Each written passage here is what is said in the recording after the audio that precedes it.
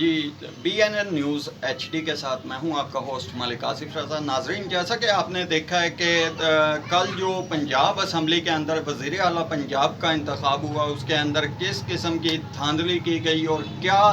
رد عمل ظاہر کیا گیا کہ جی اس قسم کی فتح حاصل کر کے قوم کی نظروں میں آپ لوگ اپنا مقام کیا بنا رہے ہیں۔ اب انہوں نے ڈپٹی اسپیکر صاحب نے جو رولنگ جاری کی ہے اپنی، اس میں چودھری شجاعت کا لیٹر جو ہے اسے انہوں نے ہٹ کیا ہے اور اسے بنیاد بنا کر ایک یعنی کہ منظم قسم کی دھاندلی کرنے کی کوشش کی ہے، جس کا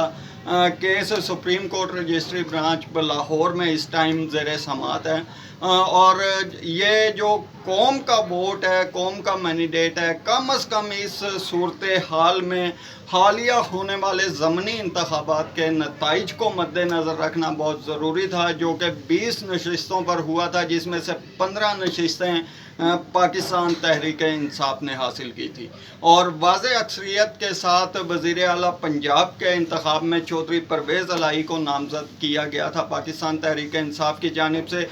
لیکن آصف زرداری اور PMLN اور دیگر جو PDM کی جماعتیں ہیں متفقہ طور پہ ایک عمران خان کے ساتھ لڑنے کے لیے باضد ہیں،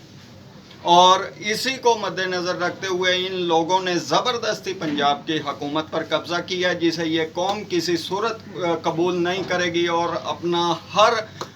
آئینی اقدام جو ہے وہ قوم کو اس وقت امیدیں سپریم کورٹ سے وابستہ ہیں۔ ابھی کچھ ہی دیر کے بعد سپریم کورٹ کا فیصلہ آنے کے بعد یہ پتہ لگے گا کہ پنجاب کا وزیر اعلیٰ حمزہ شہباز شریف ہے یا چودھری پرویز الہی۔